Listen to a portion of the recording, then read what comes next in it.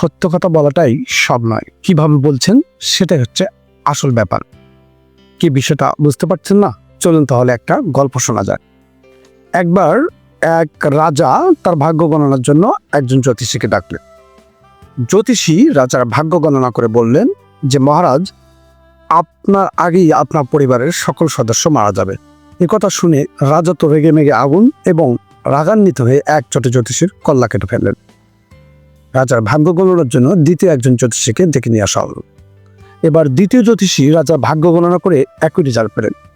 রাজা জিজ্ঞেস করলেন, জ্যোতিষী, কি খবর? জ্যোতিষী উত্তর দিলেন, মহারাজ, আপনি খুবই একজন সৌভাগ্যবান ব্যক্তি, কারণ আপনার পরিবারের সকল সদস্যর চাইতে আপনি বেশি দিন বাঁচবেন। একথা শুনে রাজা তো মহা খুশি, পুরস্কারে ভরিয়ে দিলেন জ্যোতিষীকে। বুঝলেন? কথা একই, শুধু বলা থাকা আলাদা।